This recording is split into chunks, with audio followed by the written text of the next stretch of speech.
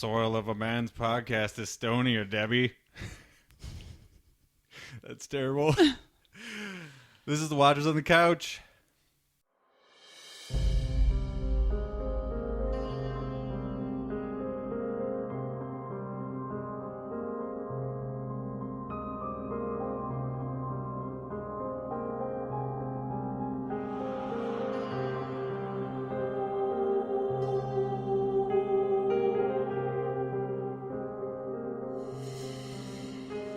Welcome to episode 7 of Watchers on the Couch. We are covering Castle Rock. If you are starting with episode 7, welcome, but you probably should go back and listen to the other ones.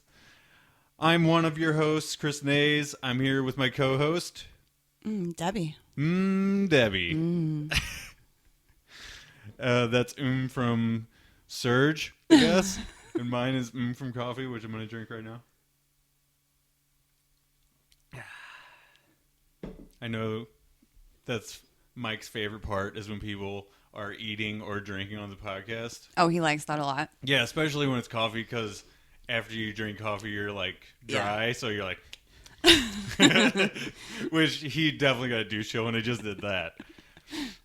We're covering episode 7 entitled The Queen, but I have a load of news and stuff that we have to do first, so this is probably going to be a long episode. Okay, and I have some extreme ranting. Okay. About myself, other stuff? About myself. About yourself. I'm so disappointed. Okay. Well, let me get through a whole bunch of stuff, okay, and then I'll cue you to rant a little bit, and then we'll continue on. Okay. Okay, so first thing in news is that a country artist named Shooter Jennings was on Mark Maron, which is another podcast I listen to. It's called WTF. Mark Maron's also on Glow on Netflix. I don't know if you watched that yet or not. No. He's amazing, and he's great at interviewing people. But anyway, Shooter Jennings is Waylon Jennings' kid. And he did a collab record with Stephen King. So my Stephen King radar is like way up right now, and that just came out of nowhere. So I feel like he talks a little bit about how the collab happened. And, the very little interaction he had with King is super interesting. So if people want to go listen to that, it was this week on WTF. Next thing, this is sort of in the King universe. It's about Stephen King's son, Joe. He goes by Joe Hill. That's his pen name because he wanted to be legit without his dad's help, pretty much. Why not? Apparently, for the past 3 years, he's been investigating this murder that happened around the time that Jaws was filmed. Apparently, Joe Hill found this person who's been missing and was eventually, I believe, found murdered. Has found her in the movie as like around some other extras that were in Jaws. Yeah, like in a beach scene or something. Yeah. So like a giant crowd of people. He found this lady in there, or they think it's this lady, because it was around the time that she went missing and stuff. So it's a super interesting story. It was all over like major news outlets this past week. I figured it was worth at least mentioning on here. So if you want to look that up, just look up like in your Google, Joe Hill, Jaws, missing person or something like that, and it'll come up. And it's a short read, but very interesting. And he's a legit author. I mean, he writes a lot of stuff. Yeah, so I don't know really what's going to come of that. You know, there's definitely cat munching noises happening. Who is it? I feel like it's Nicola. That's Kinsley. Oh. And it's drinking. Yeah. Okay, next piece of news. Pet Sematary, the new version has wrapped filming. I sent you a photo of the guy that's playing Judd Crandall. Yes, John Lithgow. John Lithgow, that's right. I was hoping you remembered that because I was trying to think of it all night and couldn't. He looks super old now. Yes. I don't know if they olded him up or not, but he's got like the whole white beard, like sort of longish white hair a little bit. Yeah, a little bit longer, poofier. He was riding bitch on the back of a motorcycle, so I don't know what that's about. I don't know if they were carting him around the set or something. It was probably like a TA. Yeah. But I'm super, like, even more excited for the new Pet Sematary. Oh yeah, me too. It's not a sequel. They reimagined the old one, so I don't know what that means really. But I hope they don't like CGI the kid. yeah, I mean, horror right now is they're tending to at least do as much practical as possible. Like it's sort of like I hope so. People really like that again. So including myself. Mm-hmm. So excited about that. And that's really, I think, all the stuff I had on that. Mark Bernardin, the writer of episode 5, did another episode of his podcast, Fat Man on Batman, with Kevin Smith. Mm-hmm. Listened to it last night, so this is like brand new. He says that Wendell, the name Wendell, is definitely for sure a reference to Wendy Torrance. Okay, and this is the son of Henry. Yeah, and it's just in the name itself, not anything else really, just like as a wink. You know what I mean? He also said that the birds circling that we saw 2 episodes ago, not this one, but last week. Okay. It was episode 6, I think. The birds circling and then the one dying. Oh, yeah, He said that birds circling because they hear a noise is like a scientific thing that happens. Oh, okay. So they hear it. Yeah, so apparently they hear whatever is going on. I just thought that was super interesting. God, don't tell Pastor Matthew. Yeah, but Mark has been like such a cool way for me to get like tiny little bits of information. Yeah, that's, you know what I mean? That's cool. Because I don't think many of the other writers are really coming out and saying stuff about the show. You know what I mean? Like, and he's already on a show that I listen to, so it just works. Yeah, he has an outlet to say those things. Moving over to, let's see. Okay, so my reading this week, before I picked up Needful Things from the library, I was reading Dark Tower 3, The Wastelands, okay? I know you haven't read those. Mm-mm. But, so there's a scene where they're going through a small town and it's sort of like hidden because there's these like gangs that are in the area that they're outlaws and they kind of go around and kill people for no reason and that kind of thing. Mm-hmm. Sort of like a desert wasteland, like Mad Max or Road Warrior or something like that. So there's a blind woman in this town that this small group of our main characters meet. And she was blinded by a group of harriers who are the outlaws, basically, with a branding iron, which I thought was definitely interesting. Since we just saw the branding iron the branding iron, and it was used in very much the same manner. Yeah. To not to blind someone, but to take away hearing. So I just thought that was a weird like sister fact nugget sort of thing, Easter egg. I have no idea if they took that from that book or not, but it's just weird that it showed up in the course of. I don't think anything's a coincidence. I don't think so either. Next thing from reading, I mentioned I picked up Needful Things, and I took a couple of notes from it. Like I'm only 60 pages in as of last night. Immediate relating themes emerge. Okay. There's something bad and ominous coming. In the introduction, this is. They're the sort of all-knowing narrators establishing the town. There's a store opening, very much like the realtor thing. Townspeople predict failure immediately, which also happens with her. They're questioning everything that Molly's doing about revamping the town.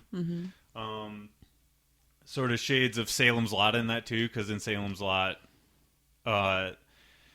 the antagonists open up a storefront, and it's sort of the cover for their operation being in the town.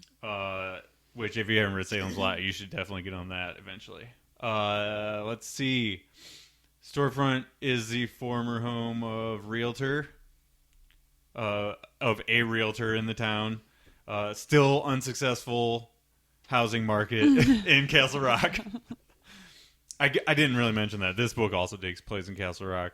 They're never going to have that. Right, exactly. Just give it up. Things are just terrible. And then Pangborn is in this book, which is pretty much why I'm reading it.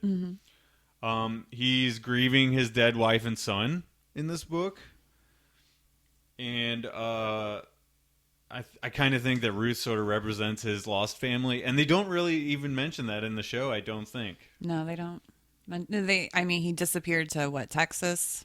Yeah, and then came back. Yeah, and I don't like. I'm super early in the book, so I don't know if at the end of this book he ends up leaving the town or something like that. Yeah, but maybe the people that wrote the show just like figure you already kind of know the backstory of Pangborn, so no sense in overcomplicating his backstory. You're going to get a lot of Pangborn throughout the series, which we have, obviously. Yes. Let's see. Okay, so I believe that is all the notes that I took for that. Let's move on to episode 6. Well, did you want to mention your thing first? Yeah. Okay, so go ahead. Well, it's up episode 7. Oh, okay. We'll wait till we're starting that then. Things we missed in episode 6. There's mentioned themes of sons and fathers, Henry and Wendell. This is something we didn't mention at all. Henry and Wendell. Wendell is like wanting his father to be around more, right? And Henry's pretty busy. Yeah. Henry looking for his dad, information on his dad and everything that surrounds that. There's sort of a father-son relationship between Odin and Willie. Yeah. Kind of, sort of. Obviously, they're sick not. One. Yeah, a really weird. I don't know. We barely have any information. You do on my that ear, yet. I'll do your ear type of relationship. Yeah. At least they have each other. Sort of between Henry and Pangborn, there's a tough love dad situation going on. Yeah. And then this might be a stretch, but between Pangborn and the kid, there's a sort of a thing. Yeah. Especially at the end of episode 6, there's like a thing, he's like, I'm getting revenge on you, but at the same time he's coming and he's going to the junkyard to help. You know what I mean? So he's extending himself to the kid a little bit. So there's sort of like a thing there between them. Dark Tower connections. I have these on my notepad here. The lake is a possible gateway, or in the Dark Tower series they call it a thinny, between universes or realities. I can't imagine I didn't mention that at some point in the course of the podcast that we've been doing, but I feel like last episode we should have. Yeah, the entire concept that Odin is talking about is relative to Dark Tower stuff. So, and the ringing is also something that the thinny or the doorway between universes actually does. Like, as you get closer to it, you're hearing a ringing. So, yeah, all of that is pertinent, right? Right. I know that there's more.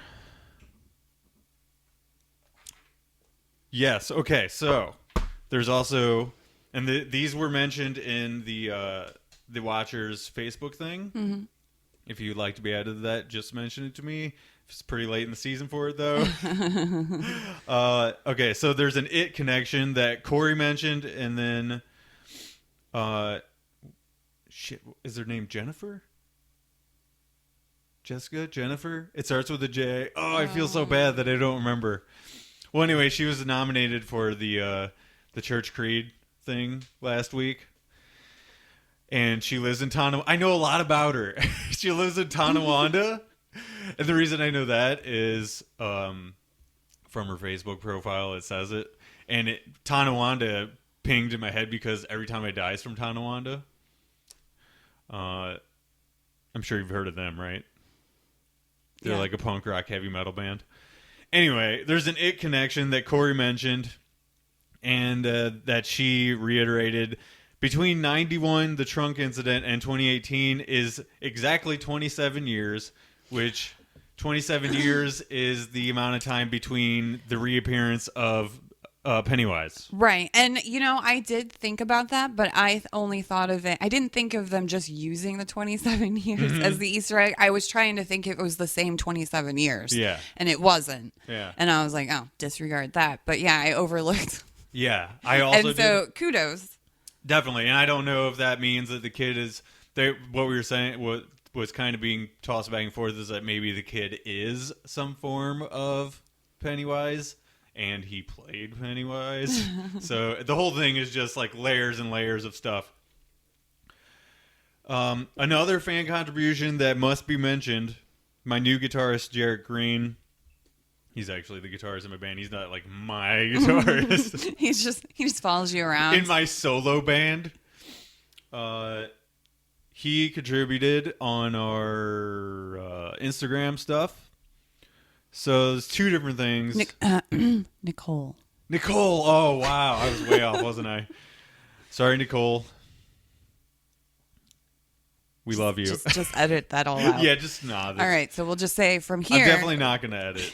So, anyway, Jarrett mentioned that Roy Orbison being used in the show a few episodes ago is another sort of David Lynch connection, which, if you recall, I was talking about Twin Peaks, how the casket was wrapped in plastic, and then they played like a theme. Whoa, I don't know what's happening there. That's not an interruption. We're continuing.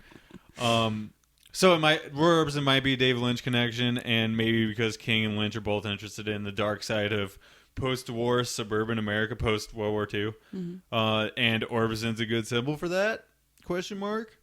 And he also mentioned that inmates are also fighting fires in California right now. Oh, damn. Yeah, so that's worth mentioning.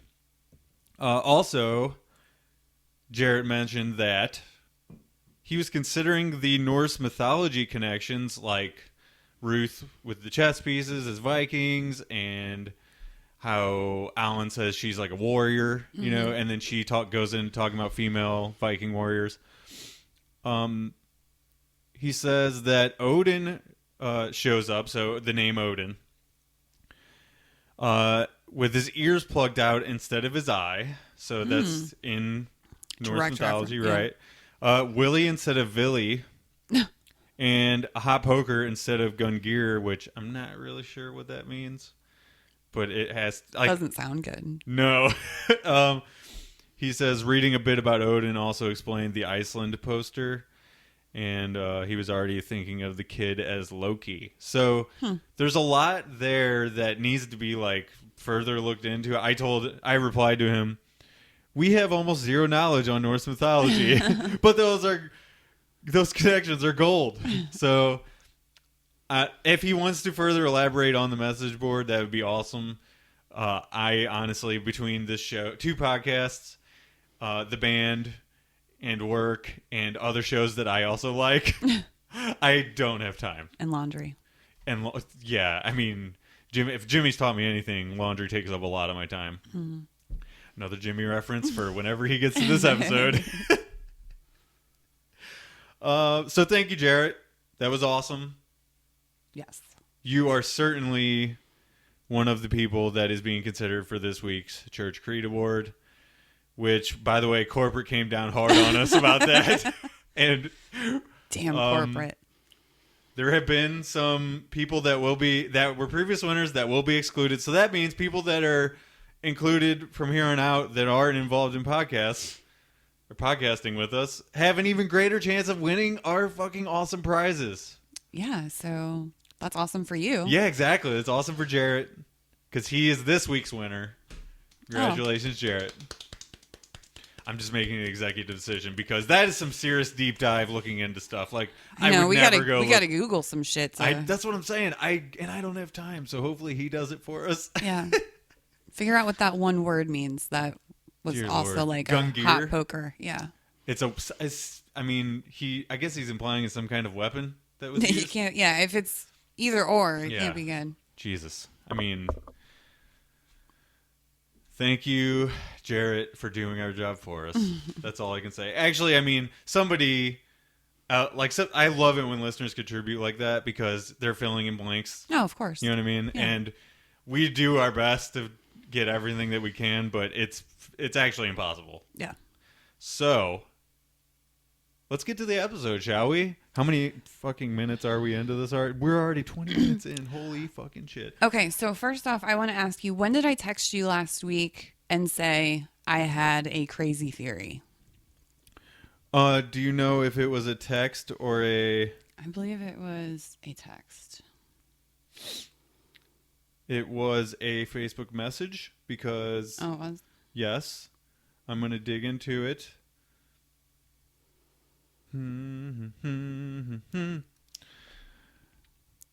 Oh, speaking of that, the apocalypse that was going on outside earlier. Okay. I just got a phone call and a text message, and I'm sure an email from the school saying that the buses are delayed. Yeah. Side note, on the way here, Debbie had to warn me that there was going to be horrendous traffic or something because there's helicopters.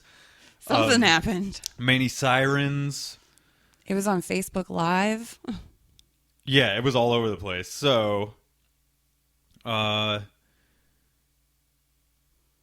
so luckily I didn't get here that late, but Not as late as you could have. there was an apocalypse, as she mentioned. So There had to have been, well, we know, but I don't know, weird accidents. oh yeah, I mean 30 just gets completely insane when there's anything happening. So I can't find the message, but I mean you were leading to something, so Yeah, well, so sometime last week, I couldn't go to sleep because... it was Saturday. Okay. It was like Saturday or Sunday. Yeah, I found it. Yeah, Saturday morning. Okay. We were chatting. Yes. And I said that I couldn't get to sleep because I kept thinking about something with the show. Okay. And I didn't want to tell you what it was because I felt like it was such a like crazy idea that Okay. But I should have said something. Oh. And I was thinking about it last week when we podcasted in the back of my mind because things kept pointing me in this direction. Okay. But again, it just seems so implausible that I just felt like it just sounds stupid. But I should have said something because before the episode started, and I showed this to Nick, and I said, "You are my proof. I thought this." So you Before predicted anything. something, and then it happened? I'm thinking it's happening. Okay, so you're not sure if it's happening still.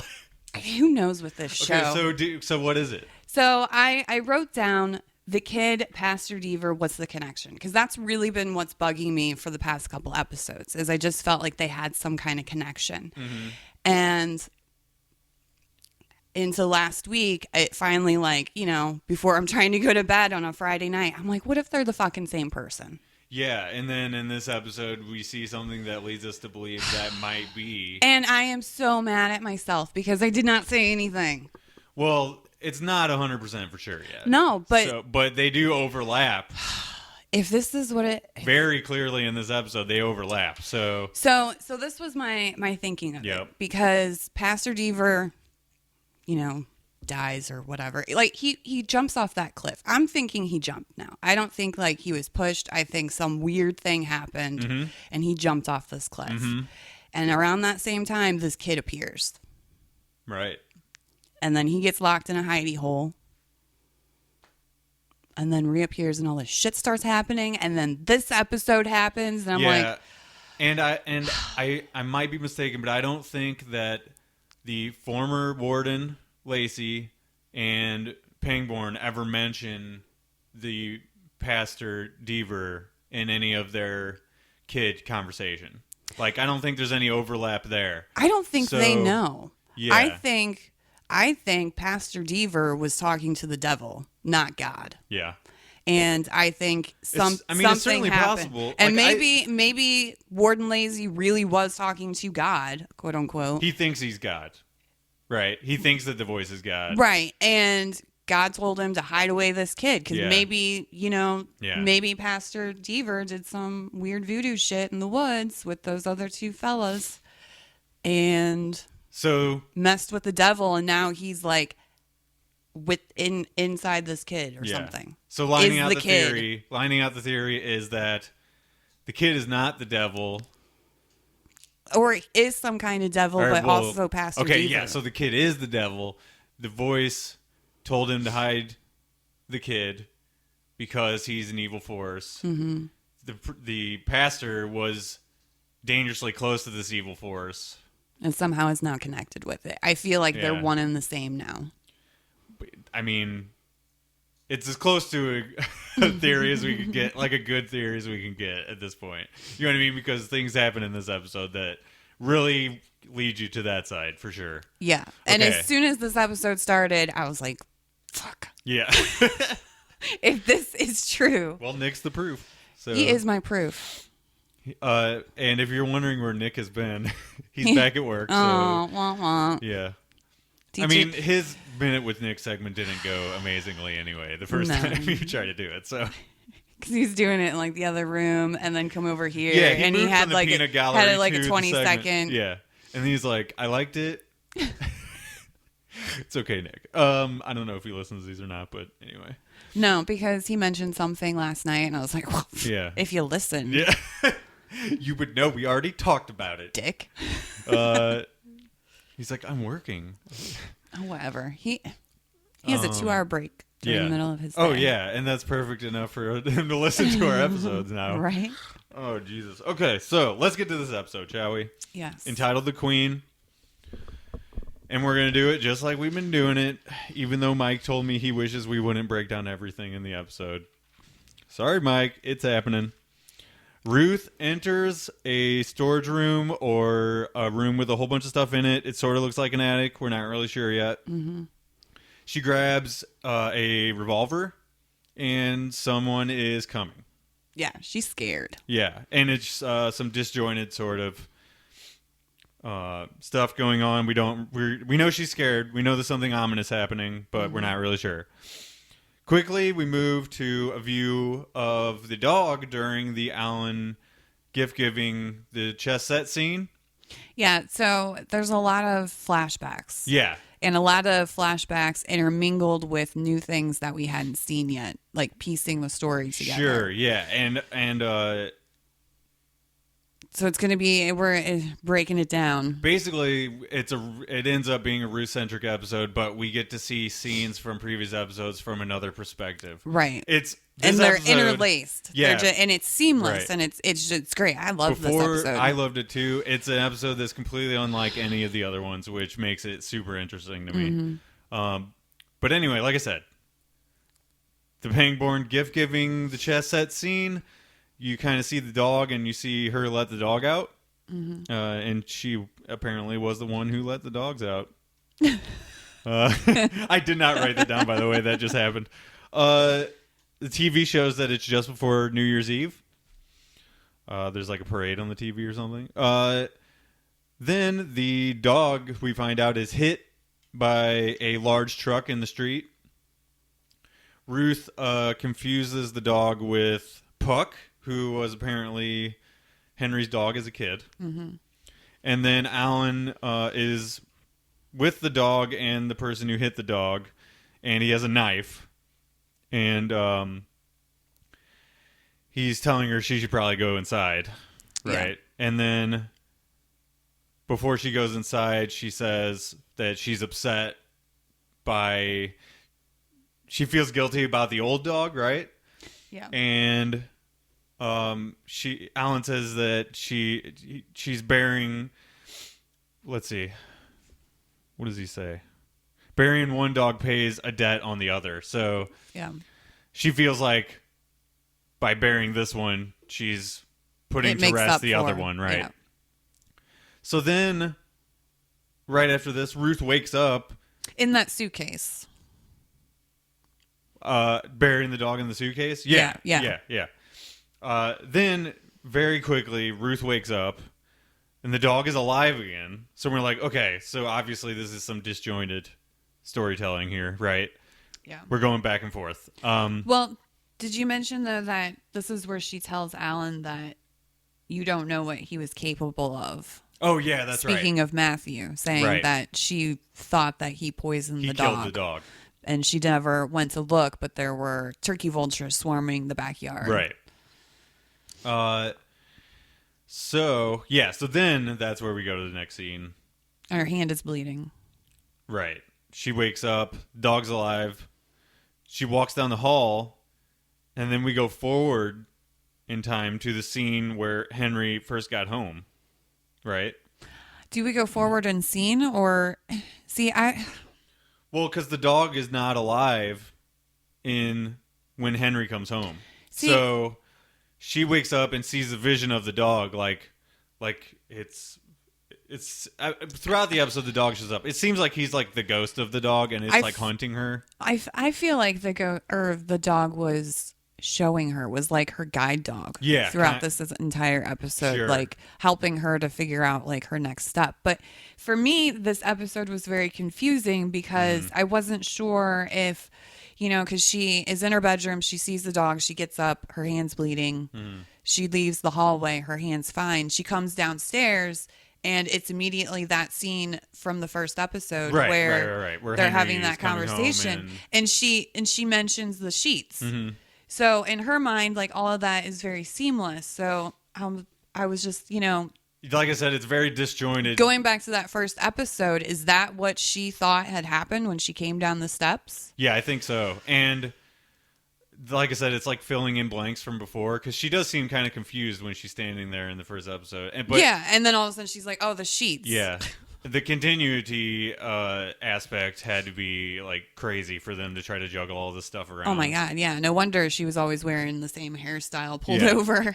So then she goes, like you said, she mentions the sheets, she runs upstairs, she goes to grab the sheets, and there's a gun on the shelf in the closet, which we don't, we saw that in the opening scene, but we don't really know what that's about. Right.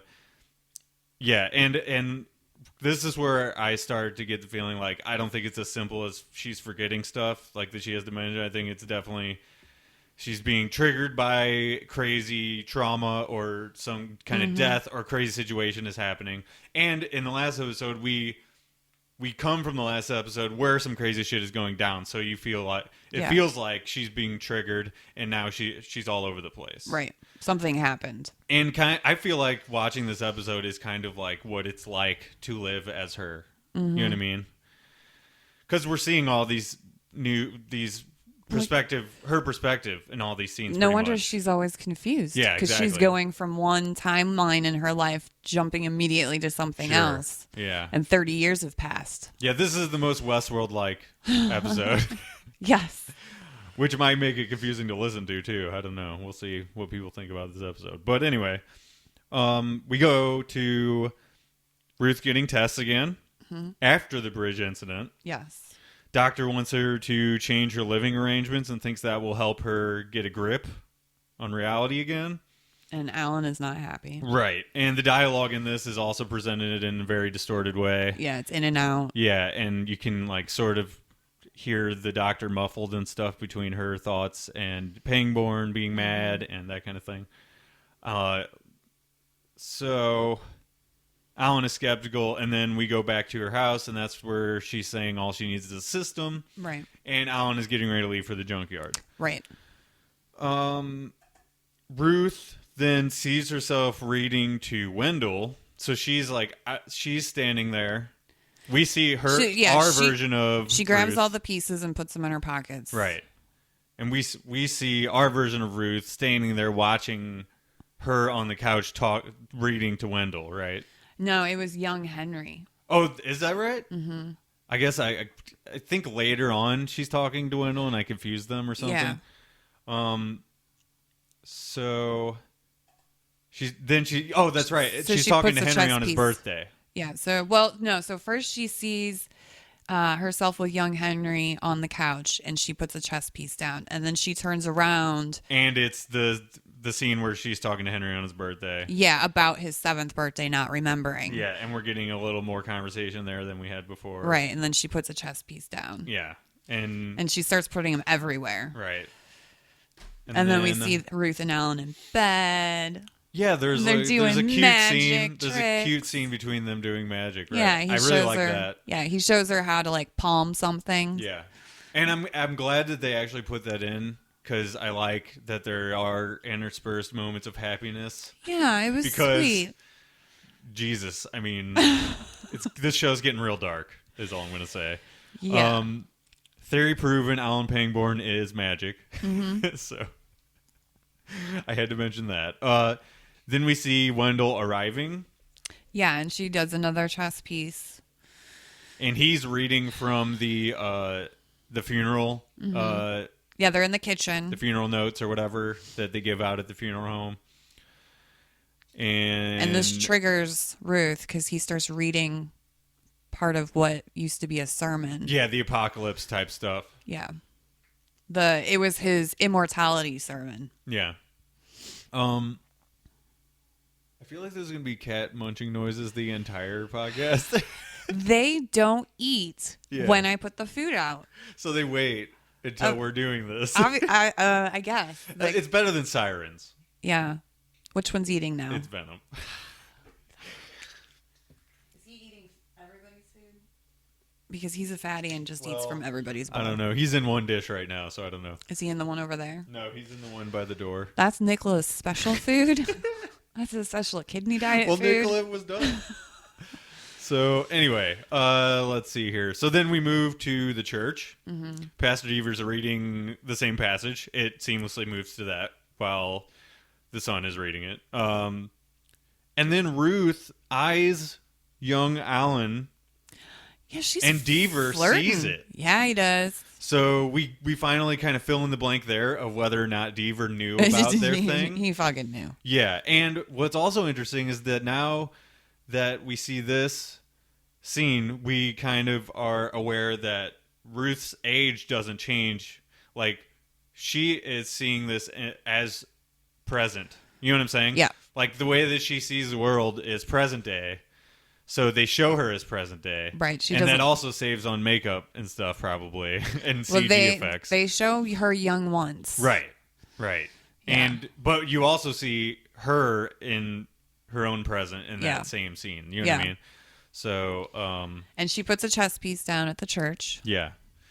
And so then we go to lunch scene, right? The lunch. We're back in the kitchen. Right. And then the kid is outside the window. Yes. And she says, I thought we buried him in that suit. Right. So then Ruth starts seeing leaves all over the floor in the house, right? Yeah. And she's sort of transported to the woods with Henry and his dad. Yeah, young Henry. Young Henry, right. And I got to remember to say that because it very much will confuse people if they're like, wait, wasn't Henry... So anyway, yeah, they're going on a picnic. Yeah, but it looks like at first she's in one of the scenes from the camcorder, or she's in one of the scenes from his visions. Oh yeah, yeah. And then you see that no, she also went out with them once or twice or whatever. Right. And this is one of those occasions where they're going to have a picnic. Mm-hmm. And it's just a lovely picnic with the fam. Looks like it might be nice. Mm-hmm. They brought a blanket. And then it's not. Nope. It's very much not. Nope. The dad pulls out. First off, he says, let the woods say grace. Yeah, which is weird. Yeah. And I don't have any notes anymore. That's enough. He pulls out the same gun that we saw earlier. I think he got it from Walmart. Yeah. He tells the story of his near suicide in these very same woods, which... He's very proud of it. Right. God's voice stopped him from doing that. Ruth says they need to see the doctor immediately. She's the voice of reason at this point. Yeah, she's like, we need to have scrape that shit out. Right. So I didn't know what that meant at that time. I was like, something fucked up is going on. I was thinking alien in the brain. Yeah. Just scrape that guy out. I thought we decided it wasn't aliens. Oh, well, you never know. Until the end, you never know. You never know. Check out Under the Dome for that horrible nonsense at the end, in my opinion. She says that the doctor said to look for signs while she's talking about scraping all the horribleness out of his brain area. And we go back to Ruth and Wendell and the scene where she's talking to him about keeping his mouth shut. Yeah. Right? Then we go to Wendell showing Ruth the video game. We get more of that. Yeah, he calls her a time walker. And she says she's got to stay sharp. Like, that's what she takes away from that game. Yeah, he's telling her she has to stay sharp in order to be able to defeat the monsters in this video game. Mm-hmm. So she throws out all her medication. Yeah, she's like, staying sharp equals throwing out all these meds. I can't say she's wrong, though. No, but I'm sure some of them do good things. Sure. Like, one of them's like a heart medication. Yeah, but right now she's very much like not in her own head. She's all over the place. She's way too much in her own head. Yeah. We are too. Yeah. And it's weird. It's confusing. It's scary. But they actually do a good job of telling the story in a straight line still. Like, as long as you stay anchored with her, you can understand where the story's going. Right. So, instead of the kid walking in, as we saw in the last episode. Yeah, when she drops all the medication. Yeah, Ruth sees Matthew. her dead husband. Matthew. Right. Enter and remove his shoes. And remember, I said last podcast, that's what really triggered in my brain that they're the same person. Mm-hmm. Because they had the same mannerisms. Sure. And the shoes thing. Yeah. Right. So. Because I was like, he's like Mr. Rogers. Right. But really, he's fucking Matthew. Yeah. I mean. He's not fucking Matthew. He is Matthew. Because he's. It's okay. You're just loose with your expletives today, and that's okay. Because he's a pastor, you expect a certain quality in him, right? Sunglasses were going down. I'm going to view those. Damn it, Venom. Oh, that does count. Venom almost knocked my sunglasses off the table, and it instantly distracted both of us. Oh, Venom. He's like got a commanding lead right now, by the way. Yeah, he's killing it. He tells Ruth to go to bed, which is not something that the kid said, as far as I can remember in the last episode. And then there is TV news of the burning Juniper Hill Hospital. Mm-hmm. They say there's like 14 dead or something there. I don't know that that's the exact number, but anyway, the kid is shown as a suspect. Yeah, how did they get that mugshot of him so quick? Well, yeah, that's maybe that's a plot hole or whatever. If we're gonna be nitpicky, like, how do they have such? How did they get this RV in the woods? Yeah, well, where are they taking photos? The RV is an unbelievable, huge thing that we may get more information apparated. on. Yeah, maybe it's the Magic School Bus. Yes. Did you ever think of that? No, but it could be. What was her name, Miss Lippy? No, that's wrong. That's from Oh, that's from an Adam Sandler movie. Yeah. Billy Madison? Crazy Mrs. Something. Damn it. Google it while I continue on. So we go back to the past. Henry and Ruth are playing a guessing game while Ruth is in the bathtub, which this is weird, sort of creepy. Because that kid's way too old to be in the Miss Frizzle. Miss Frizzle, that's right. So the dad interrupts this. The pastor interrupts this, and they immediately stop laughing. Yeah, and he tells Ruth that he's hidden the bullets, so he says he will never find them, which I guess he's referring to Henry, which why is he looking for bullets? I don't know.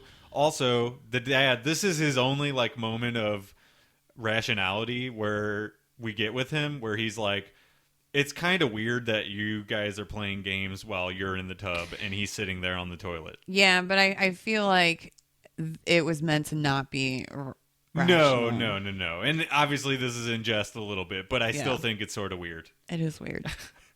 He's not wrong is what I'm trying to say. No, he's definitely not. But he's also not 100% right, so there's a, Yeah, well, he's, he takes it a step too far by saying, like, he's not even your real son, and he's too old for this. And yeah, you just kind of get more of the awfulness of the dad in this episode. We go back to the present again. See, we're all over the place. Oh, and then he makes a dig at Alan. Oh, that's right. Because he says you can't trust the sheriff in this town or whatever. Right. Yeah, well, he's more trustworthy than you are, and I just made up a word, by the way, and it's trustful. So I'm going to write that down as a potential title for this episode. That is a word now. Mm-hmm. We go back to the present. She's in the attic looking for the bullets. She still doesn't know where they are. The kid goes to... is that where she tells her... Or that he tells her her birthday is the where the bullets are? No, not that one. Okay, I wasn't sure. I don't think I ever wrote that down. So anyway, the kid goes to the garage. Yeah. and this is in present day, by the way. Molly arrives at the house. And she doorbell rings. Yep. Ruth goes and answers it. Molly knows that Henry's in trouble, just like we do. Yeah. And I'm guessing she's relying on the baby monitor of Henry in her brain. Mm-hmm. And Ruth is like, where are we? Yeah. And Ruth still thinks that the kid is Pastor Deaver. Mm-hmm. And Ruth says, I saw you in my bedroom that night. Yeah. Oh, yeah, I forgot to mention that revelation, which was insane, that she noticed her, and you did kind of see her stir in the bed. Yeah, so she was like, I saw you in my bedroom. You were a little girl. And Molly's like, I'm sorry. Right. And Ruth says, he's back. I'm going to go fix it. Mm-hmm. And then locks her out and it's like, peace. Yeah. I don't care about my boy at the moment. And then Molly probably takes off in her Mazda. Yeah. To search for Henry. Yeah. Wherever the fuck he is in that RV now. He's in an RV. He's in a safe in an RV in the woods. A magic RV. Yes. That can teleport in and out of the woods without roads. Where we're going, we don't need roads. Well, there Roads. you go.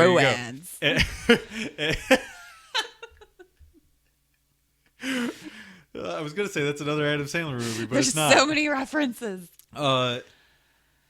Yeah. So we should get back on track with this episode. We're back in the living room. The kid puts vinyl on again. He's a super vinyl head, apparently. Yeah. Oh, and the picture's hung back up. The one that was broken of the picture perfect family. He puts on Blue Moon, which you instantly kind of see through Ruth's perspective that she recognizes the song. This was the moment where I think I said, "Oh fuck." Yeah. Things are bad. Because my theory is starting to really come to fruition, so I was like really upset with myself. And we get more. Because he says he found the picture, and then he asks if she remembers this song, and I was like, "Motherfucker." Yeah. So then he dances with her, which is very weird. So this also remember in that movie, the Stephen King movie with the boy and his mom, and they turn into cats. What is that? Sleepwalkers. Yeah. They dance in the living room, I think, to this song. Really? I'm pretty sure. That would make sense because it's a Moon song. I don't remember it for sure. I can't confirm or deny, but I'm pretty sure because I loved that movie growing up. I don't know why. There's an Easter egg that I did not know about, so well done. Yeah. Golf clap. Thank you. If I'm right. If you're right. I'm sure someone will call us on it if you're not. Yeah, and then he says your husband played it at your wedding. Yeah. So he knows a lot about her. Yeah.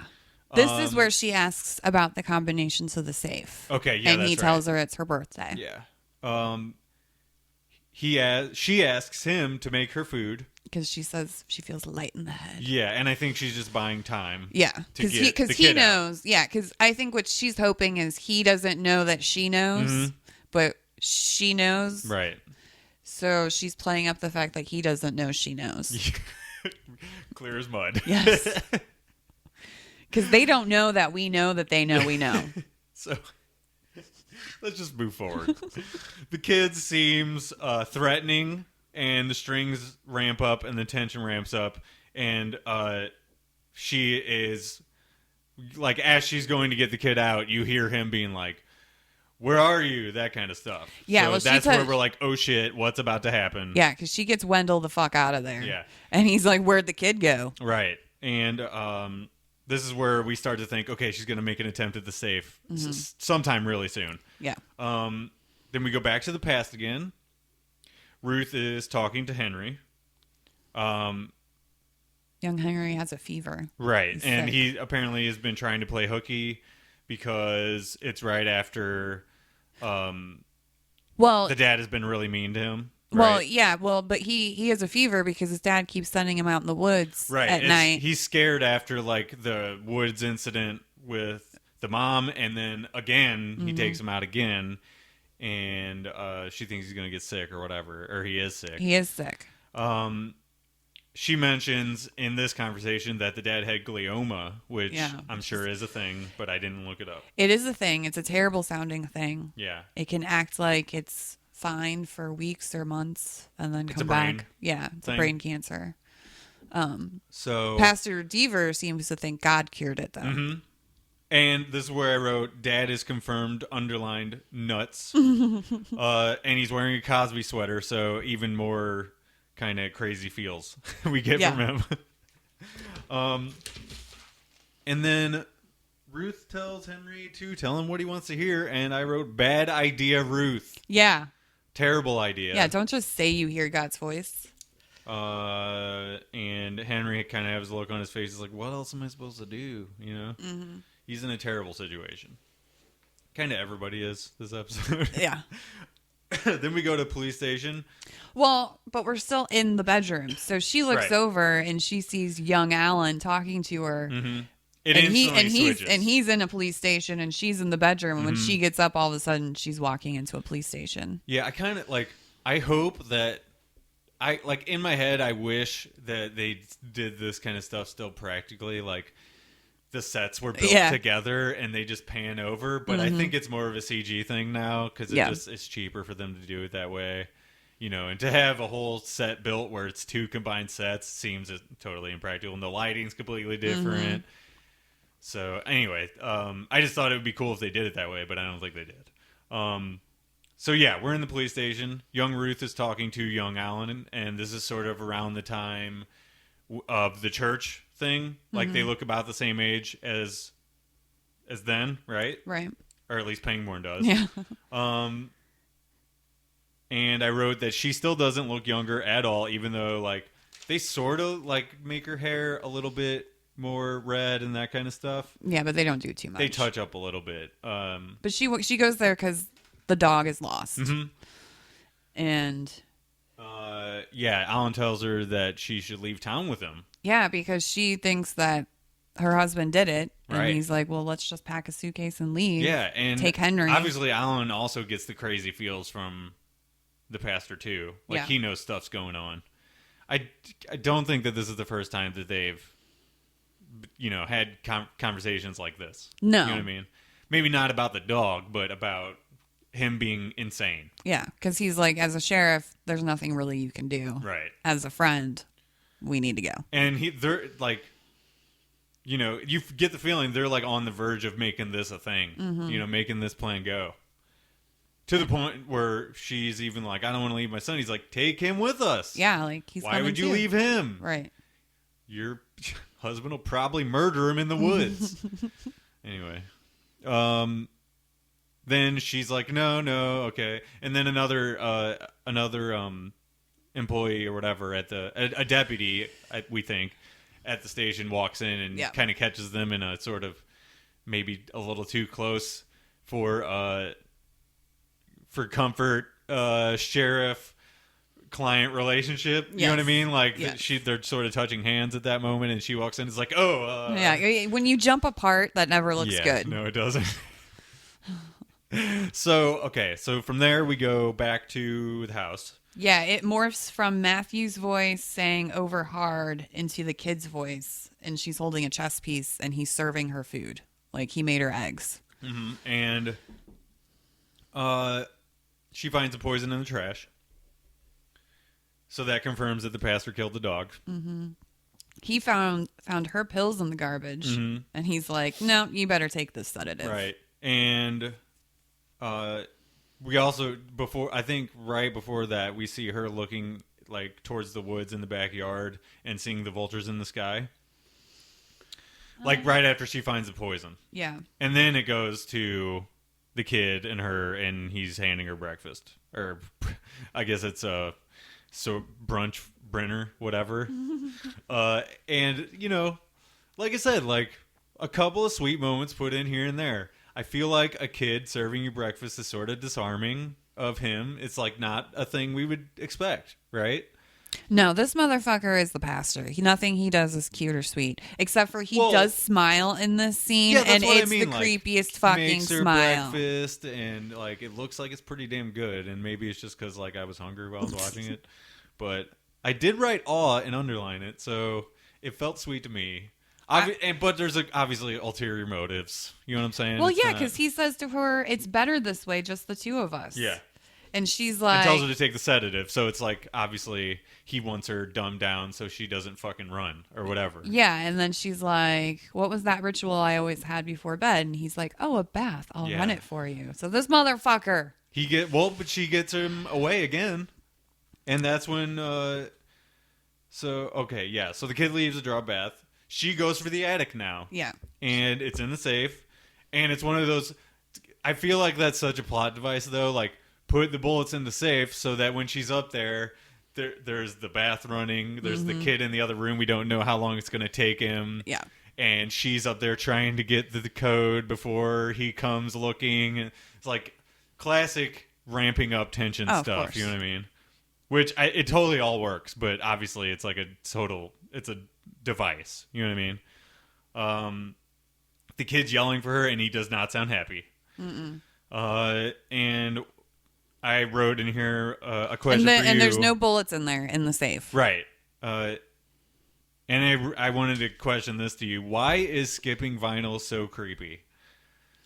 Because this is where the vinyl starts skipping, and like we saw that the last episode, it's skipping at the same moment in the song. But it's always like, if you just hear a repeating thing over and over, it's so weird. I guess because it's unnerving. Yeah. And that kind of also relates to the noise sort of theme that is underrunning all the time too. You know what I mean? The drone or whatever, the Dark Tower thingy that we mentioned earlier. So then again, we see some creepy stuff through a screen, which makes it way scarier. Yeah. Him like searching around for her. Yeah. So she's hiding in the bathtub, and the water's still running, and it's overflowing, and she's hiding behind a clear curtain. Yeah, and that's very much like The Shining. Yeah, she's hiding in the we see it's like Psycho. Yeah, but just the camera shot of the tub. Yeah. Is like always ingrained in your brain if you're a horror fan, right? From Kubrick's version. But why are you hiding behind the clear shower curtain? I mean, she just like isn't thinking and is like, it's like a little kid hiding. Yeah. But she's so unnerved that she just hides in the first place that she could think to hide, or wherever is near. You know what I mean? Yes. I don't really know. Or maybe she's baiting him because he can see her. Yeah. Because she's got that knife. And then she stabs him, which I didn't expect. I expected him to be able to dodge it. And she screams that she's like, "Who are you?" Yeah. And he says, "Smaller than." I wrote down smaller than a teacup. Yeah, because that's when they're doing the guessing game earlier in the episode. Oh, He says that. I think Henry says that. Young Henry. I'm pretty sure. One of them say it for sure. Okay, so then. And then stab. She stabs him, and she goes to run, and we're transported to I guess it's the wake. Yeah, at their house. Yeah, and so all the people are dressed in black. And that's a thing, right? Yeah, displaying a body inside your home. Like I feel like there's certain sects that do that. I don't know any offhand, but I know it's a thing. So instead of the funeral home, at your actual home. Right. So this scene reminded me of Carrie when she's in the locker room and all the girls are throwing tampons, screaming, plug it up, because she's like bumping into them. And when she's running through the house of the mourners, it just reminded me of that scene of her running through. And that's also a classic thing of like ramping up tension. You're being closed in. The kid is right behind her. You know what I mean? In the scene that we just transitioned from. Right. The kid is like on her, really close. There's danger imminent. You know what I mean? And that's just another form of that. She's surrounded by all these unfamiliar people. It's very ominous. It's meant to make you uncomfortable, and it makes me super uncomfortable. There's been times at concerts where I'm like, claustrophobic. I do not like it. I'm like, I need to go in by the bar or something where I can get some air. Go in the bathroom. Yeah, I remember specifically at a Slayer concert when I was like 15, and I'm like super young for a Slayer show at the pageant. I'm surrounded by these like giant sweaty metalhead people. I'm like, I need to get out of here. I took the escape route by going to the front row and then being lifted out of there. So instantly I'm out of it. You know what I mean? Yeah. And you get the escape route of going around. It's very nice. Okay, so anyway, Ruth sees herself packing a suitcase. Yeah, she slams the door and all of a sudden she's in Henry's bedroom. Right. And she's begging Young herself. Henry. She's begging herself to leave the pastor. Yeah. And, at the plan that Pangborn was suggesting. Right. And so old Ruth is telling young Ruth to leave him because young Ruth is doubting herself. We get another flash of the super angry dog this time. Mm-hmm. So dog's following her around from place to place. Is this is where we see real young Ruth in the mourner's garb? Yeah. Yeah, she's by the casket and young Pangborn talks to her and says, I'm so sorry. Yeah. And then she looks over and sees that Pangborn is talking actually to young her. Right. Sitting down. Which is also a funeral thing, like the family sits up by the casket. And I think we saw young Ruth again. Like, wasn't young Ruth the one packing the suitcase? Like a different lady? I think in that so. scene? I think so. Yeah. I'm not 100% sure, but I think you're right. Like it was that. a real young Ruth. And then, so after another woods trip, Ruth tries to stop it, right? And Henry lied to his dad and said that he heard the voice. So she's trying to intervene again. Yeah, she wants to take the pastor to the doctor, and she says Dr. Vargas. Yeah. This is another kitchen scene, I think. Yeah. Yeah. She's saying, I know you killed the dog. I'm taking Henry. He says, you never do. Yeah, you can't leave because you didn't leave. Yeah. And then he says, ask me what you want to know. Where are the bullets? Yeah, so this is where the narrative becomes sort of detached from what we were seeing before, which is before we were getting flashbacks, and now it becomes sort of this unreal version of the pastor, the young version of the pastor, where he's talking to her directly about what she has done and what she, like, throughout the years she has done, and that it seems she's talking to our Ruth, who is experiencing all this disjointedness, and not the Ruth of whatever flashback she's having. You know what I'm saying? Right.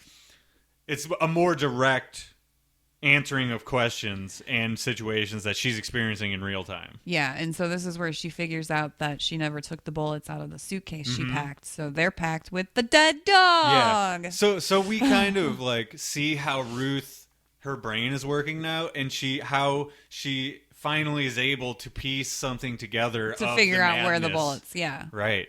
So she remembers that the bullets are in the suitcase, right? So then she goes and digs it up. Yeah, and the ghost dog is helping her dig. Yeah, which is weird. And when she opens the suitcase, he disappears, which is why I felt he was more like her guide dog. Totally. Yeah. Helped her come to the conclusion of the bullets. Yeah, and when you think about it like that, like the angry dog kind of is like a trigger for her to be like, listen to me. Yeah, like, you know wake up. Yeah, and that's when we get the scene with her and the pastor. So then she does. Right. She's like, oh, okay. I'm starting to get this now. Okay, so then she retrieves the bullets from the suitcase. She has to dig through a dead dog to do it, which is weird. It sort of grossed me out. Because it was right after I ate dinner. Looked like a real dog. Yeah, no, the special effects are great. Yeah. Or terrible, however you want to look at it. Well, it depends on if you like practical effects, because that looks super like a dead It dog depends corpse. on if you like dogs, because there's that if you too. look at it and you're like, oh. Well, I also like dogs, and I hate dead dogs. I don't know. It's a tough thing to watch. Yeah. But it's also awesome. Anyway, the kid watches as she gets them out of the dead dog suitcase. Yeah, he sees her through the window. And he goes to the garage, right? She runs to the garage, locks it up, and has like the gun pointed at the garage door. And then we get tension rising again, crazy music and disjointed dialogue of things that have been happening all throughout the episode. Right. She shoots kind of indiscriminately. Yeah, the because door she opens. hears noises and assumes, or we assume, or whatever, that it's the kid. Yeah. And it can only be the kid. I didn't assume that at all. Well, as soon as we remember, like, this is happening, we remember what happened at the end of the last episode. We're like, oh no. This is going to go bad. Very bad. Right? She kind of shoots without knowing what she's shooting at, and then... A lot. She shoots a lot of bullets. We see a flash of someone with gray hair, and we instantly know who it is before they do the reveal. She shot Alan. We see her. They do a slow reveal, pan down to the body of Alan, or to... Well, he's not technically dead yet. We don't... My stomach is growling. I don't know if that counts as an interruption or not. I don't think it does. Not technically a cat noise. Maybe it's Venom's stomach growling. Even though he just ate Nick. I think this counts as another one. Damn it. Venom? He's not doing anything. He's just over here looking for love. Well, now we're talking about him. I've been petting him silently for the past 5 minutes. Forgot about that. Okay, so yeah, Pangborn is shot. Yeah. And, you know, it sucks. We don't feel good when we're watching this because I fucking love Pangborn. I know. But we still get another little piece of a scene, which is her emerging from the garage, right? Mm-hmm. She walks out. And it's sort of dawn is about to happen. She washes off. Yeah, she goes back to the house like nothing happened. Like the kid is not there. Yeah. Yeah. As if she totally forgot about him. And she's washing, and I don't recall seeing any of the house being all messed up or anything while she's like washing off. No. They didn't show any of it. I don't know if like they just didn't show it as she goes up to wash off or what, but. Well, I think now we're in memory land. Well, I think after she washes off, it goes back to. So who maybe. did But anyway, the scene that it goes to now, and then we'll go back a little bit and talk about it. But it goes to a scene where Alan returns to the town that we never saw before. So the doorbell rings again, and I thought it was going to be Molly again. Mm-hmm. I didn't realize we were seeing the scene where Alan comes back into her life. Mm-hmm. Well, the from the inside, it's a scene looking out from inside towards the front door, and it sort of looks like it's nice again, so I figured we're back in the past. Yeah. And it's like the colors are all nice and bright too, so like it's a whole different color palette sort of thing. Right, but I was still traumatized by Alan's death. Oh, I wasn't thinking he would be at the door. Over. Yeah, I didn't think he'd be at the door. Yeah, and the traumatization or whatever. Is that a word? Traumatization? We're making it a word. Sure.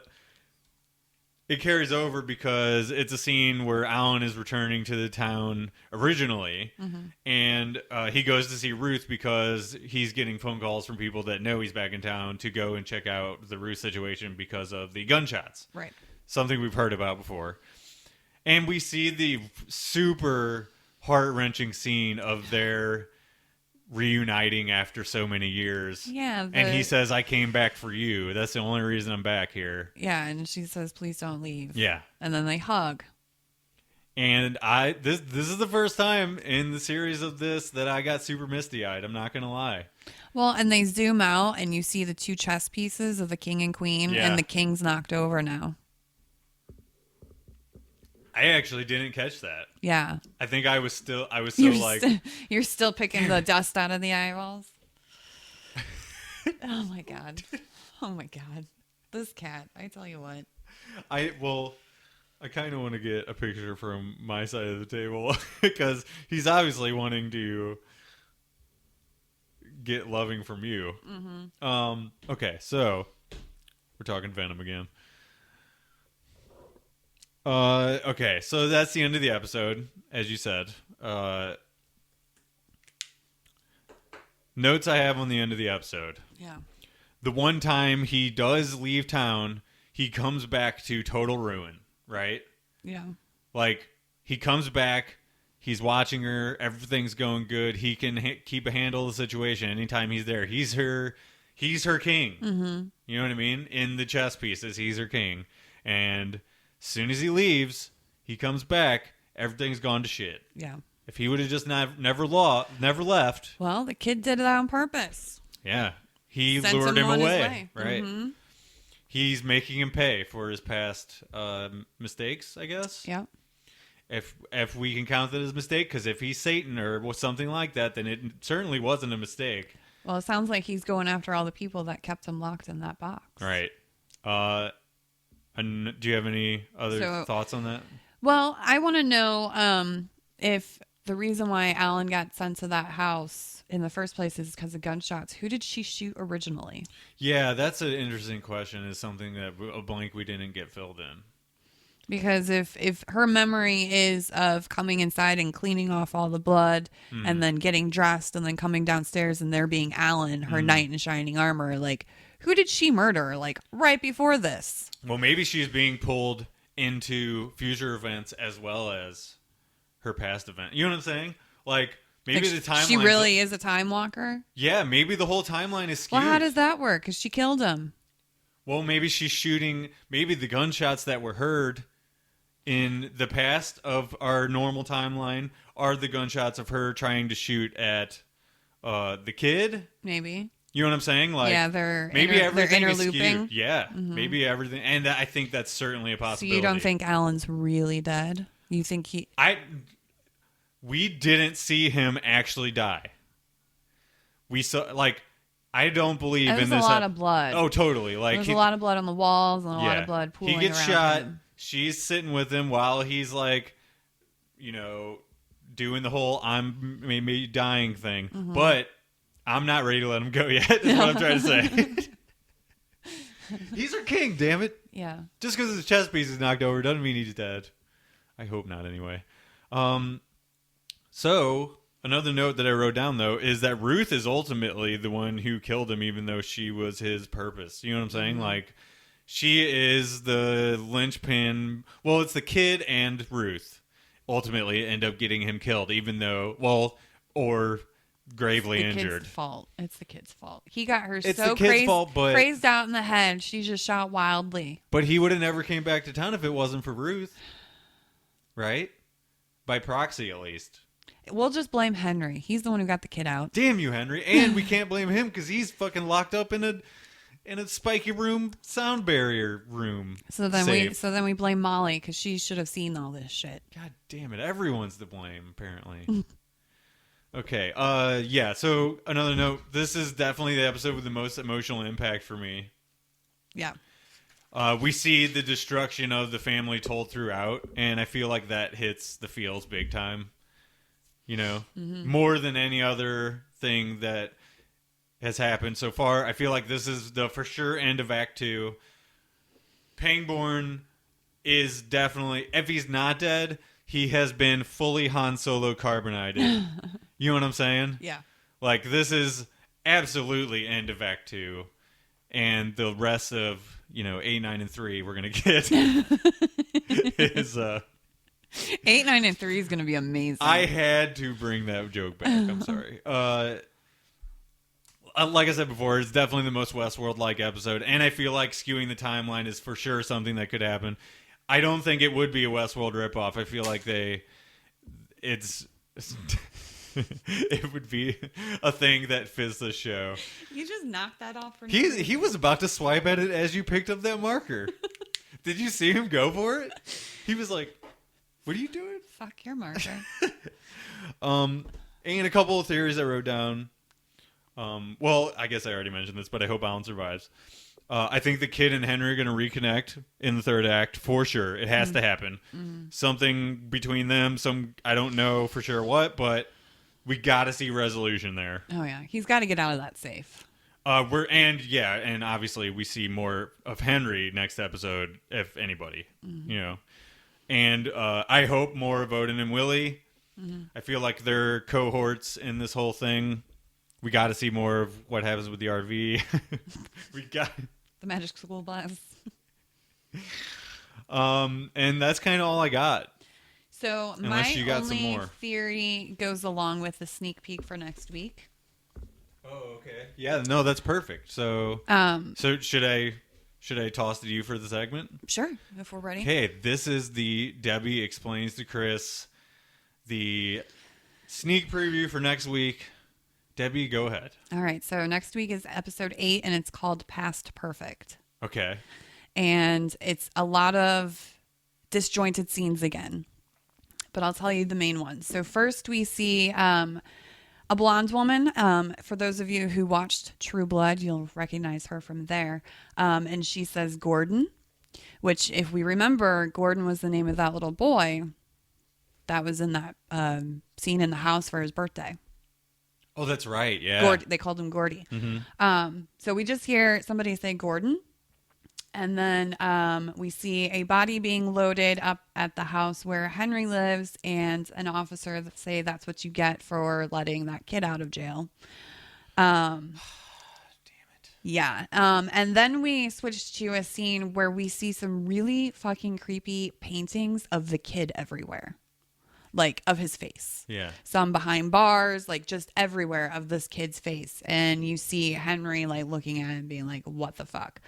So Henry's, you see him out of the box, out of the... Yeah. Okay. Spoiler, Henry gets out.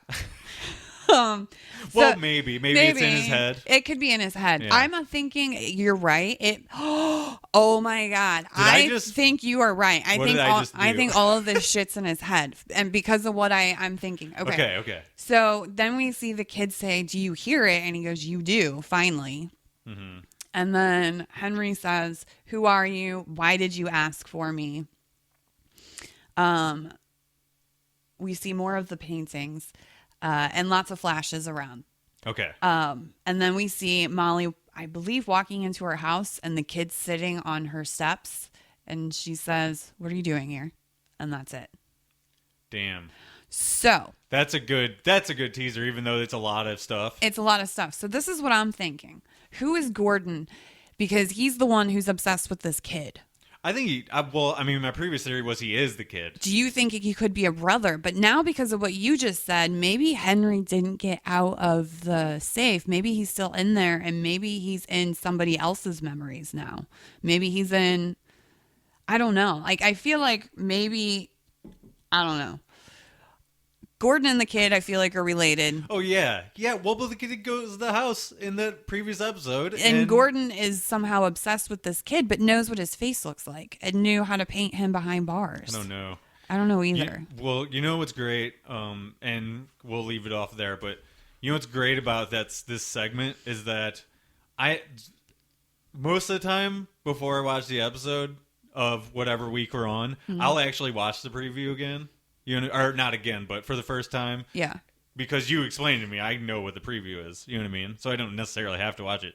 This week, before episode 7, I didn't even watch it. Yeah. Because you did such a good job of explaining it to me and, like, told me, like, well, if you like trailers a certain way, you maybe don't even want to watch this one. So no. I didn't even watch it. I don't think because they would have given away a lot. Yeah, so I'm not even sure if I want to watch this one now.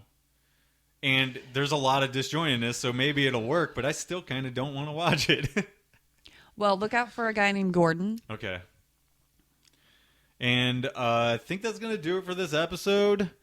Venom still firmly in the lead on the cat noise board. We will take a picture of that, and I'll post it eventually this week. As we mentioned before, Jarrett, you are this week's winner of the Church Creed Award for Audience Participation. Congratulations. I also said that wrong. It's the Church Creed Memorial Award. Yes. For audience participation. I will give that to you at band practice, and I probably already have by the time you're listening to this. Yay. And I'll get a picture of him with it, and he will...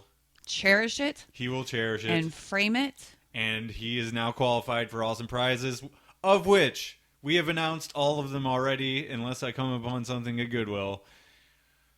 1408 on DVD, the Memorial Trophy, and I think that's the first two, and then there's a third one, which is prize of your choice within reason. So whoever wins is going to decide the best thing that they win. It's of their choice. Mm-hmm. Why wouldn't it be the best thing? And I'm holding my socks for some reason. You can have a brand new cat. New to you. I mean, the trophy is a cat. I don't know about buying a actual cat. No, I was going to give away one of mine. Oh. Whoever wins the cat noises award, yeah, they're the most annoying cat. They go to the winner. Oh no, I don't want to give up him. Oh yeah. Well, he's not annoying. He's just lovey and weird and stupid. Oh yeah. He's got Ash's like distorted face. Yeah. Lindsay still to this day will only refer to him as little Arnold Schwarzenegger, which is weird. Anyway, we're closing this episode. Yep. We've gone too far into podcast overtime. Thank you for listening. If you want to go to any of our links or whatever, they're at watchersonthecouch.com/subscribe. See you on the message boards and the Instagrams and all that stuff. Goodbye, everyone. Bye. Goodbye. Bye-bye. Green bean. That's a crossover reference for people. Goodbye.